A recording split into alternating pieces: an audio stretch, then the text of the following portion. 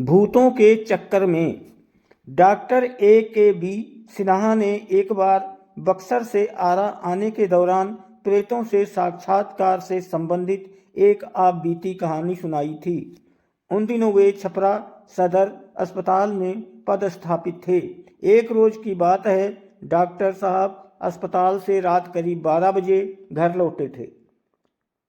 तेज बारिश हो रही थी। उन्होंने अभी अपने कपड़े भी नहीं बदले थे कि दरवाजे पर जोरों की दस्तक होने लगी।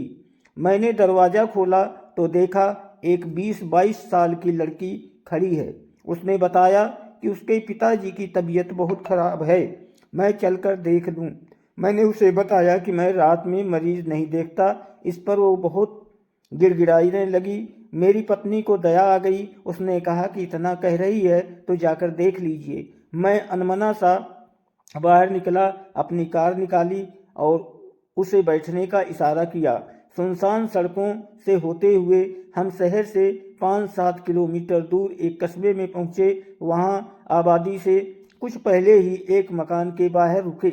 लड़की ने मेरा बैग उठाया और मुझे लेकर अंदर गई। वहां एक बुजुर्ग व्यक्ति खाट पर लेटा हुआ था। उसकी हालत गंभीर थी। उसके सिरहाने 2 महिलाएं खड़ी थी। मैंने उसकी नब्ज टटोली तो बर्फ सा ठंडा लगा। शरीर भी ठंडा था। उसमें जीवन की कोई लक्षण नहीं थे, लेकिन वो धीरे धीरे कुछ बोल रहा था जो समझ में नहीं आ रहा था। मुझे कुछ समझ में नहीं आया तो उसे एक इंजेक्शन दिया और एक दवा खिलाने को दिया। सिरहाने खड़ी एक औरत ने उसे खिला दिया। एक टैबलेट सुबह में खिला देने के लिए भी दिया। इसके बाद चलने के लिए उठा तो लड़की ने मेरा बैग उठा लिया और कार तक छोड़ने आई। अगली सुबह अस्पताल जाने के लिए घर से निकला तो सोचा रात वाले मरीज को देखता चलूं। मैं बस्ती में पहुंचा, लेकिन वो मकान कहीं नहीं दिखा। मैं बस्ती में लोगों से पूछने चला गया। घटना की जानकारी देने पर लोग मुझे हैरानी से देखने लगे। एक बुजुर्ग ने बताया कि ऐसा कोई परिवार इस बस्ती में नहीं रहता है। ये प्रेत लीला है जो हर एक आध साल बाद घटित होती है। वो एक भूता खंडहर है। आप वहीं गए होंगे। आपने इलाज किया इसलिए बच गए, नहीं तो मार डाले जाते।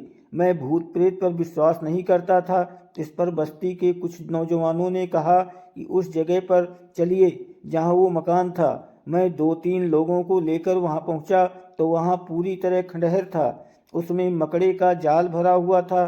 काफ़ी गंदगी थी। वहां मेरी कार के पहिए का स्पष्ट निशान दिखा और खंडहर में मारा मेरा इंजेक्शन दवा पड़ी थी। मैं चुपचाप वापस लौट आया। घर पर पत्नी और बच्चों को ये बात नहीं बताई। कुछ महीने बाद मेरा तबादला हो गया। दूसरे शहर में जाने के बाद पत्नी और बच्चों को उस रात की घटना की पूरी जानकारी दी। आज भी उस रात की याद आने पर सिहर उठता हूँ। धन्यवाद। लाइक करें।